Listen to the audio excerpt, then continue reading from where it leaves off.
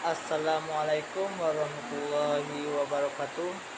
Baiklah, sebelumnya perkenalkan nama saya Adit Puja dari Lokal 5B Tertulis Biologi dengan NIM 19 10 20 49. Dan di sini pada mata kuliah Biologi Konservasi dengan dosen pembimbing yaitu Bapak Hendra Labumat SSI MPD.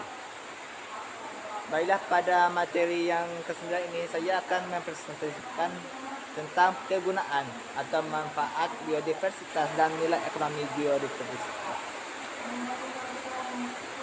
Untuk yang pertama yaitu kegunaan atau manfaat biodiversitas.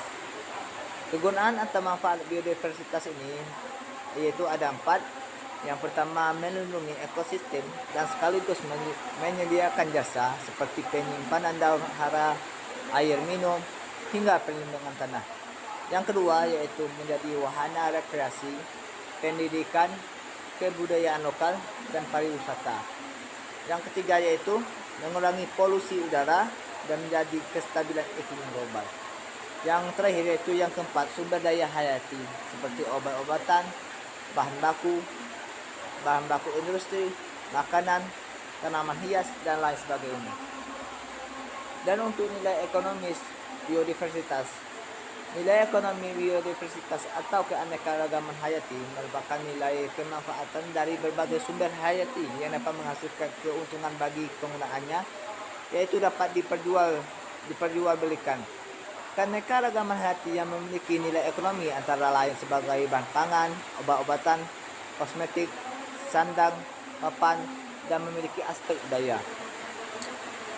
Keanekaragaman hayati sebagai sumber bahan pangan. Keanekaragaman hayati dijadikan sebagai makanan pokok yang dikonsumsi oleh manusia, misalnya dari tumbuhan padi, dari tumbuhannya itu padi, ada jagung, ada singkong, ada ubi jala, talas, kentang, sorghum, dan lain-lain. Sedangkan dari hewan yang misalnya seperti daging sapi, daging ayam, ikan laut, dan telur. Dan keanekaragaman hayati sebagai sumber bahan obat-obatan. Keanekaragaman hayati yang berasal dari tumbuhan sebagai sumber obat-obatan, misalnya seperti mengkudu untuk menurunkan tekanan darah tinggi, kina untuk obat malaria, buah merah untuk mengobati kanker dan juga kolesterol tinggi dan diabetes. Sedangkan yang berasal dari hewan, contohnya madu, lebih dimanfaatkan untuk meningkatkan daya tahan tubuh dan bagian daging dan lemak ular dipercaya dapat mengobati. Yang ketiga yaitu keanekaragaman hayati sebagai sumber bahan kosmetik. Beberapa tumbuhan digunakan untuk kosmetika antara lain sebagai berikut, misalnya bunga mawar, melati, cendana, kenanga, dan kemuning dimanfaatkan untuk wewangian parfum. Dan kemuning, bengkoang, alpukat, dan beras digunakan sebagai lulur untuk tradisional untuk menghaluskan kulit. Sedangkan untuk urang-aring, mangkokan, padan, minyak kelapa, dan lidah buaya digunakan untuk pelumas dan penghintar rambut. Yang terakhir yaitu keanekaragaman hayati sebagai sumber bahan sandang, yaitu keanekaragaman hayati yang dijadikan sumber sandang, misalnya rami, kapas, pisang, atau abaca, dan jute. Dimanfaatkan seratnya untuk membuat kain atau bahan pakaian. Ulat sutra juga bisa untuk membuat kain sutra yang memiliki nilai ekonomi yang sangat tinggi. Kulit sapi dan kambing untuk membuat jaket, dan bulu burung untuk membuat aksesoris pakaian. Keanekaragaman hayati sebagai sumber bahan papan yaitu sebagai bahan papan.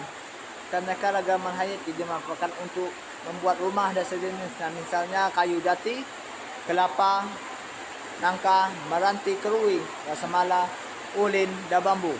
Dimanfaatkan kayunya untuk membuat jendela, pintu, tiang, dan atap rumah. Dan yang terakhir yaitu keanekaragaman hayati sebagai aspek budaya. Beberapa upacara ritual keagamaan dan kepercayaan antara lain budaya nikah ziarah kumpul pada masyarakat Jawa menggunakan bunga mawar, kenanga, kuntil, dan melati. Umat Islam menggunakan hewan ternak seperti sapi, kambing, dan kerbau pada hari kurban. Upacara ngemben ini di Bali menggunakan 39 jenis tumbuhan yang mengandung minyak atsiri yang berbau harum. Antara lain sebagai bunga kenanga, bunga melati, bunga cempaka, bunga pandan, bunga sirih, dan bunga cendana. Baiklah, hanya itu saja presentasi untuk materi yang kesema ini. Dan jika terdapat kesalahan kata atau kekurangan kata, saya mohon maaf. Jika ada yang salah itu benar-benar dari saya, dan jika ada yang benar itu hanyalah milik Allah Subhanahu wa taala. Dan saya akhiri dengan salam. Wassalamualaikum warahmatullahi wabarakatuh.